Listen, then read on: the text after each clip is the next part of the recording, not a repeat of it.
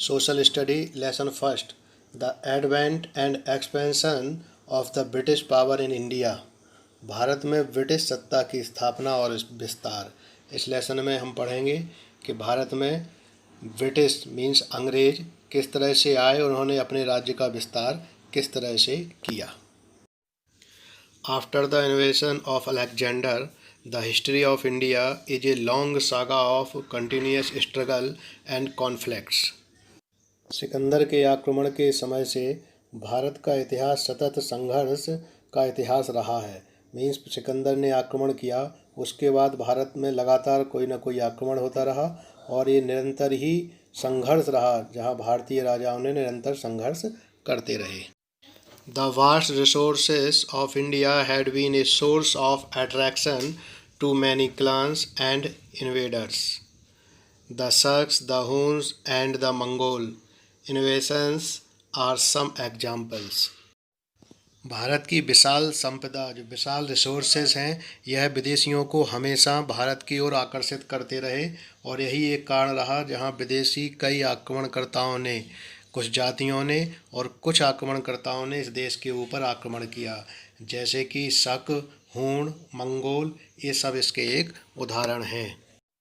Some of these invaders either returned after their defeat or became a part of this country by intermingling in the socio-cultural life.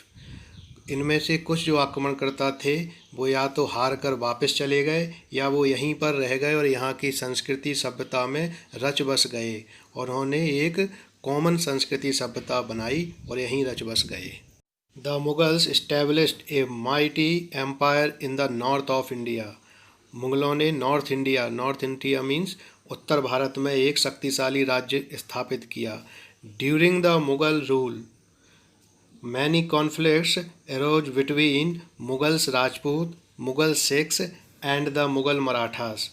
इस बीच में जब मुगलों का साम्राज्य था तो उनका बहुत से लोगों से संघर्ष हुआ, जैसे मुगल और राजपूतों के बीच में हुआ, मुगल और सिख के बीच में हुआ और मुगल और मराठाओं के बीच में बहुत विवाद रहा और कई लोगों के बीच में युद्ध हुए। After the establishment of the Mughal power many European powers came to India. मुगलों के बाद इस देश में बहुत सी यूरोपियन शक्तियाँ भी आईं।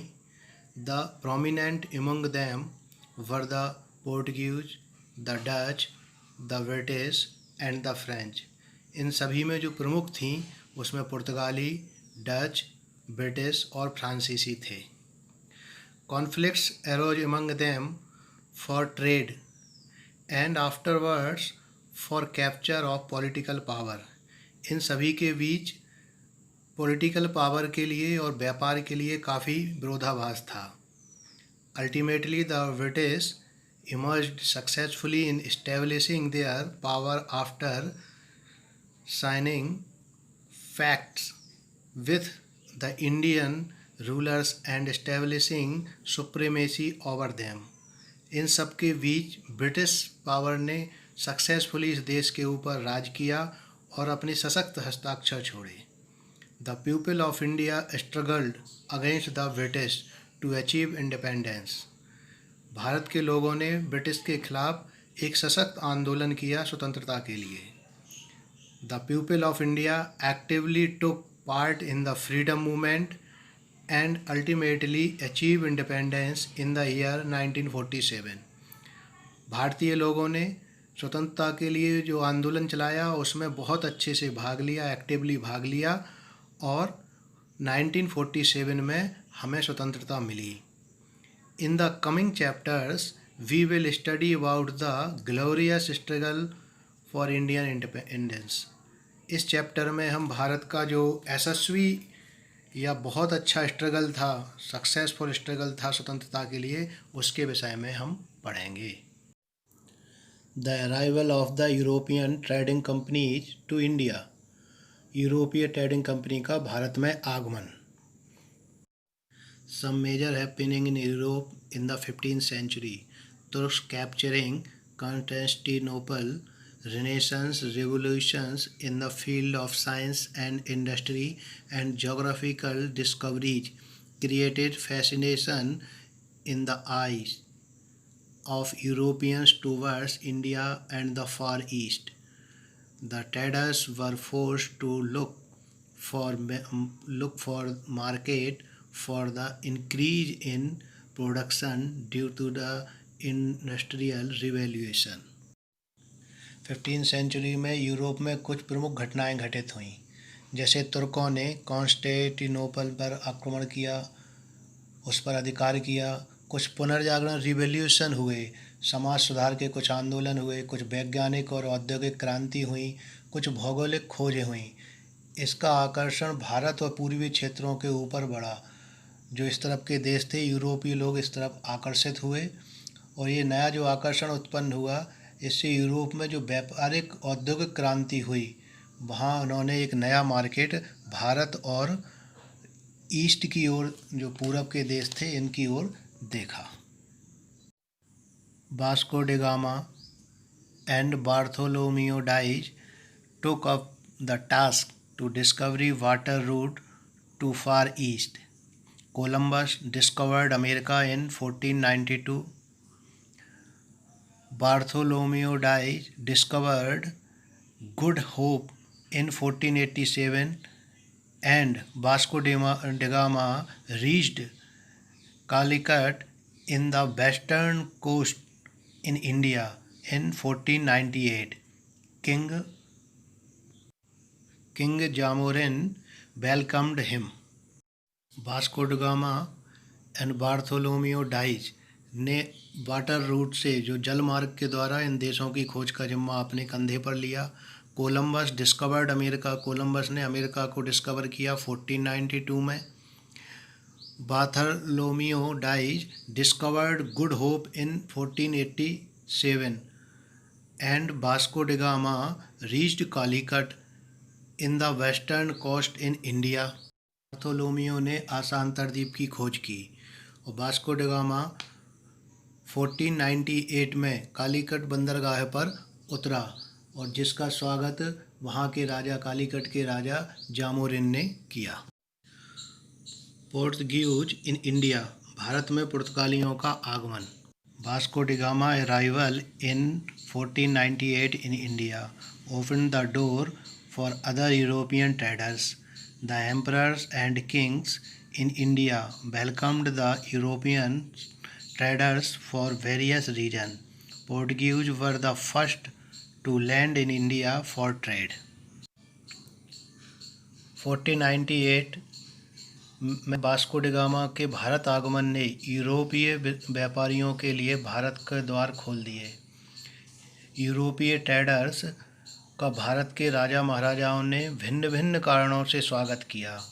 भारत में व्यापार के लिए सर्वप्रथम पुर्तगाली भारत आए और इन्होंने सबके लिए भारत के द्वार खोले कि यूरोपीय लोग यहाँ आकर व्यापार कर सकते हैं।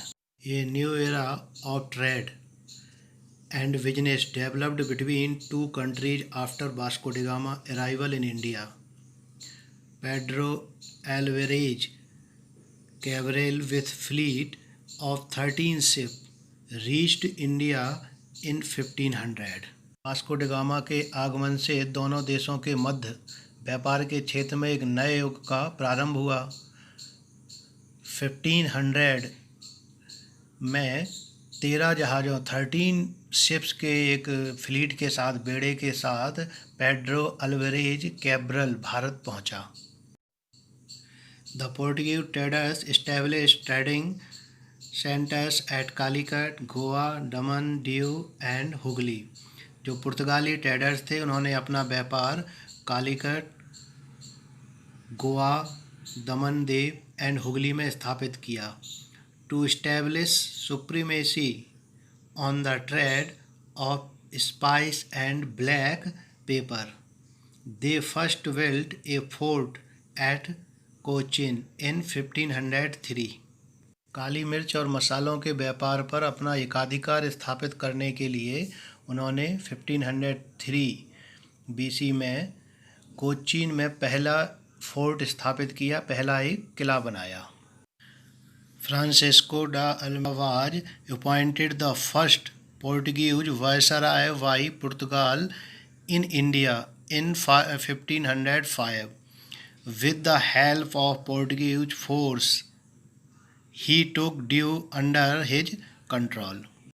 1505 में पुर्तगाल गवर्नमेंट ने फ्रांसिस्को द अल्मेडा को भारत का प्रथम पुर्तगाली वायसराय बनाकर भेजा और उसने पुर्तगाली सेना के बल पर ड्यूब को अपने कंट्रोल में ले लिया, ड्यूब पर अपना अधिकार स्थापित कर लिया।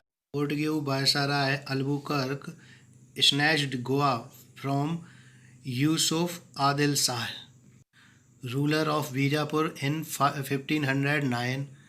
पोर्तुगीज वायसराय जो अल्बुकर्क था उसने बीजापुर के रूलर जो वहाँ का नवाब था यूसुफ आदिल शाह, उससे गोवा पर भी अपना अधिकार ले लिया। And thus Portuguese slowly occupied their hold on Daman, Salsette, Bassein, Mumbai, Hooghly and Saint Tom. पुर्तगालियों ने धीरे धीरे Daman, Salsette, Bassein, Mumbai, Hooghly and Saint Tom पर भी अपना अधिकार जमा लिया और वह यहाँ के राजा बन गए। In this way, Portuguese traders by 1515 had not only the sole control over Indian traders, but they also started ruling over the coastal areas after annexing it. 1515 में पुर्तगाली ट्रेडर्स ने न केवल यहाँ के व्यापार पर अपना एकाधिकार जमाया, बल्कि कुछ समुद्री इलाकों पर इन्होंने अपना प्रशासन भी आरंभ कर दिया और प्रशासनिक मामलों में भी ये हस्तक्षेप करने लगे थे। इस लेसन का फर्स्ट टॉपिक है भारत में पुर्तगालियों का आगमन, पोर्टुगीज इन इंडिया। तो सबसे पहले ट्रेड के लिए यानी व्यापार के लिए इस देश में पुर्तगाली आए, जिन्होंने दक्षिण के कालीकट से लेके गोवा, दमन, मुंबई इस पूरे क्षेत्र में इन्होंने अपना ट्रेड स्थापित किया और बाद में इन्होंने कुछ दुर्ग बनाए, किले बनाए, जिसके बाद वो न केवल व्यापार पर अपना आधिपत्य जमाते थे बल्कि वो प्रशासनिक आधिपत्य भी इस क्षेत्र में किया और अपनी राजसत्ता को स्थापित किया। तो सबसे पहले आने वाले पुर्तगाली थे। इनके बाद इस देश में डच आए। तो सेकंड टॉपिक है डच इन इंडिया, भारत में डचों का आगमन, डच कैसे भारत में आए, ये सेकंड टॉपिक है। Dutch in India. The Dutch were residents of Holland. The Dutch East India Company was formed in 1602 in Holland for trading with India. Dutch मूलतः हॉलैंड के निवासी थे। The Dutch east India company, east India company अंग्रेज़ों की भी थी, duchess की भी ईस्ट इंडिया कंपनी थी। तो ईस्ट इंडिया कंपनी जो डच ईस्ट इंडिया कंपनी थी वह 1602 में इस्टेबल की गई हॉलैंड में भारत के साथ व्यापार करने के लिए, ट्रेडिंग विथ इंडिया, इंडिया के साथ ट्रेडिंग करने के लिए इस कंपनी को बनाया गया। In order to establish control over trade in India, conflicts across between the Dutch and the Portuguese in which the Portuguese were defeated. भारत में व्यापार को स्टेबल करने के लिए डच और पोर्टुगीज के बीच में एक संघर्ष उत्पन्न हुआ, जिसमें सैनिक संघर्ष हुआ, जिसमें पोर्टुगीज कमज़ोर हुए और पोर्टुगीज हार गए और डच इसमें जीते। उन्होंने अपना व्यापारिक संघर्ष खड़ा करके डच इसमें स्टेबल हो गए। Soon after Dutch established trading houses in the Coromandel coast, Gujarat, Bengal, Bihar and Orissa. बहुत जल्दी ही डचेस ने गुजरात में कोरोमंडल समुद्र तट, बंगाल, बिहार तथा उड़ीसा में व्यापारिक कोठियाँ स्थापित की, मीन्स व्यापारिक केंद्र अपने स्थापित कर लिए थे। Their first factory came up at Machilipatnam, उन्होंने अपनी पहली फैक्ट्री मछलीपट्टनम में स्थापित की। The Dutch traded cheaply in spices, indigo, raw silk, lead, rice and opium. Dutch मुख्यतः मसालों, नील, कच्चे रेशम, सीसा, चावल और अफीम का व्यापार करते थे। The main Dutch factory was at Pulicat were they minted gold coins pagoda. Duchess की मुख्य फैक्ट्री पुलिकट में थी, जहां वह स्वर्ण मुद्राएं पगोडा का निर्माण करते थे या उनको ढालते थे।